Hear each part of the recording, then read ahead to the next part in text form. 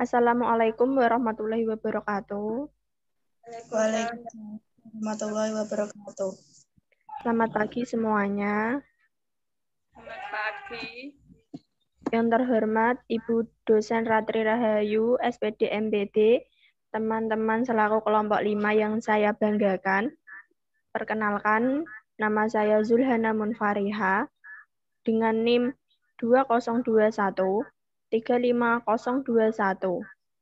Di sini, saya sebagai moderator kelompok 5 ingin menyampaikan hasil pekerjaan kami, tugas membuat makalah dan PowerPoint, mata kuliah landasan pendidikan, dengan tema landasan keadilan dan kesetaraan yang terdiri dari pendidikan inklusi, pendidikan alternatif, education for all, dan long life education.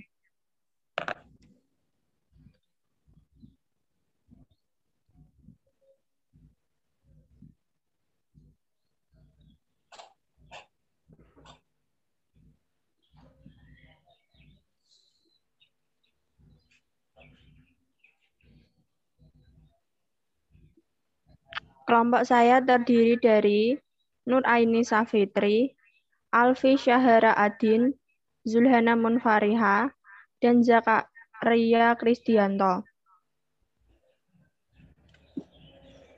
Pendidikan inklusi. Pengertian dari pendidikan inklusi adalah suatu pendekatan pendidikan yang inovatif dan strategis untuk memperluas pendidikan bagi anak berkebutuhan khusus dan penyandang cacat. Secara konteks luas, pendidikan inklusi dapat dimaknai sebagai bentuk reformasi pendidikan yang menekankan sikap anti-diskriminasi, keterbukaan, dan saling menghargai.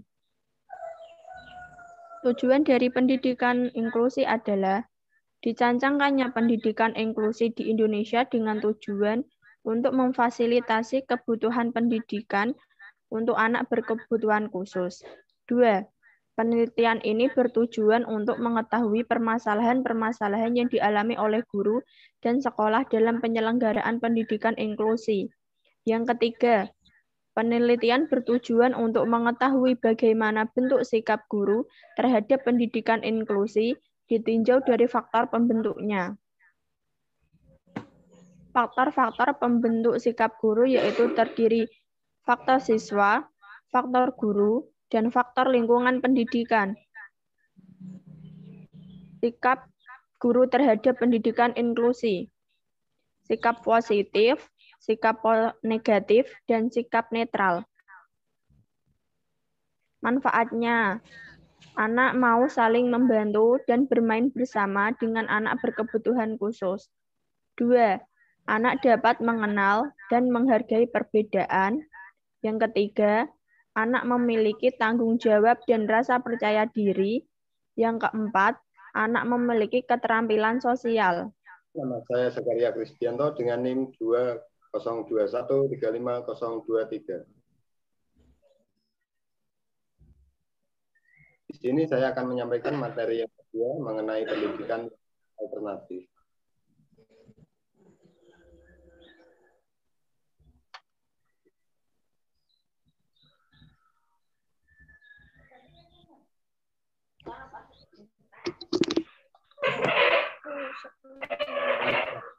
Pendidikan alternatif merupakan suatu program atau cara pemberdayaan peserta didik yang dilakukan dengan cara berbeda, yaitu pendekatannya yang lebih bersifat individual, memberikan perhatian lebih besar pada peserta didik, orang tua, atau keluarga.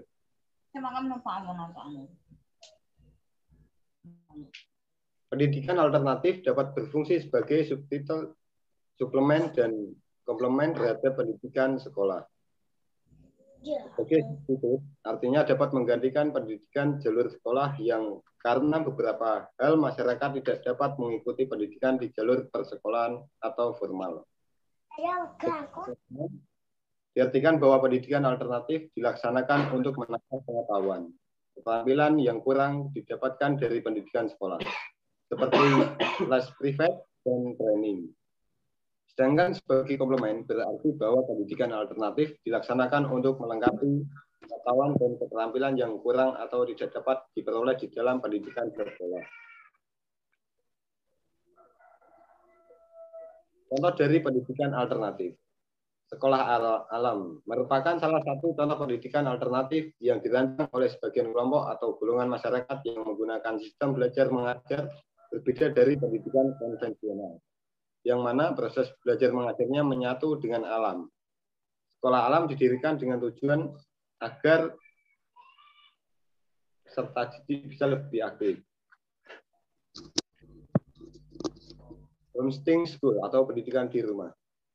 Homeschool school biasanya dilaksanakan atas kemauan pihak keluarga sendiri dikarenakan adanya suatu kendala yang menyebabkan peserta didik tidak dapat mengikuti pembelajaran di sekolah. Yang selanjutnya, Education for All yang akan disampaikan oleh Nur Aini Safitri. Perkenalkan, nama saya Nur Aini Safitri dengan NIM 202135001. Di sini saya akan menyampaikan materi tentang Education for All. Education for All adalah salah satu upaya memeratakan pendidikan untuk semua masyarakat tanpa membedakan suku, agama, ras, budaya, dan golongan. Karena pada hakikatnya semua orang berhak mendapatkan pendidikan hingga jenjang yang paling tinggi. Ada beberapa hal yang melatar belakangi terbentuknya Education for All. Di antaranya, sekitar 40 tahun yang lalu, bangsa-bangsa di dunia membicarakan Deklarasi Universal Hak Asasi Manusia yang menegaskan setiap orang memiliki hak untuk pendidikan. Pada tanggal 5-9 Maret 1990 di Jomtien, Thailand, 115 negara dan 150 organisasi mengadakan konferensi dunia membahas Education for All. Masyarakat internasional menegaskan kembali komitmennya terkait Education for All di Dakar, Senegal pada 26-28 April tahun 2000. Pada pertemuan terakhir, 189 negara membicarakan tujuan pendidikan yang dikenal dengan Millennium Development Goals mengenai pendidikan dasar universal dan kesetaraan gender pada pendidikan 2015. Adapun beberapa kendala dalam penerapan Education for All. 1.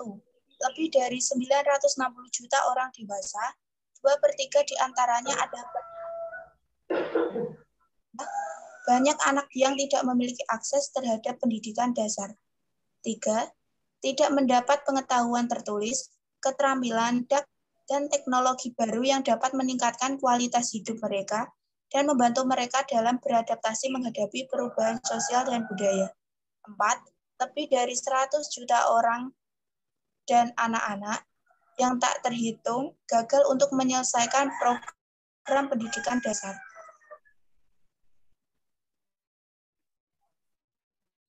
Selanjutnya, Long Life Education. Materi ini yang akan disampaikan oleh Alfi. Saya akan mempresentasikan tentang long life education. Pengertian long life education adalah secara umum pendidikan seumur hidup diartikan sebagai proses belajar yang dilakukan secara terus-menerus. Pengertian ini diberikan karena ada beberapa istilah yang mempunyai kepentingan dan arti seperti lifelong learning, continuing education, future education, lifelong education, dan sebagainya. Aspek pendidikan seumur hidup menurut Kamaluddin 2019, yaitu 1. Pendidikan seumur hidup merupakan prinsip pengorganisasian kesempatan. 2. Proses pendidikan yang dilangsungkan berguna untuk meningkatkan pendidikan sebelumnya.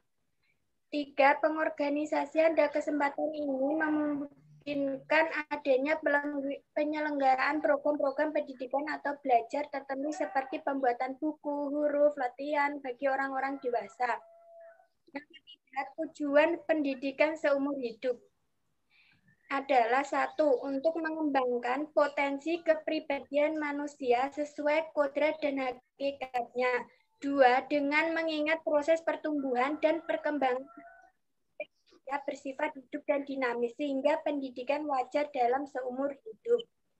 Yang ke ciri-ciri dan fungsi pendidikan seumur hidup adalah yang pertama, pemilihan model-model, kedua, sistem teknokrasi, tiga, kebebasan dalam inisiatif dan partisipasi,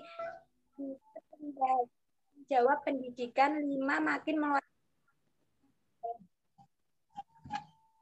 Yang terakhir, implikasi konsep pendidikan seumur hidup pada program-program pendidikan.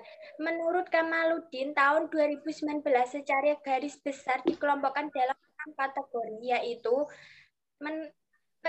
Pendidikan baca tulis fungsional, 2. Pendidikan vokasional, 3. Pendidikan profesional, 4. Pendidikan ke arah perubahan dan pembangunan, 5. Pendidikan kewarganegaraan dan kedewasaan politik, yang terakhir, pendidikan kultural dan pengisian waktu luang.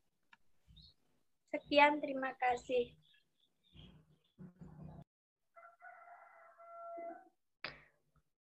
Sekian presentasi dari kelompok 5. Kurang lebihnya mohon maaf. Wassalamualaikum warahmatullahi wabarakatuh.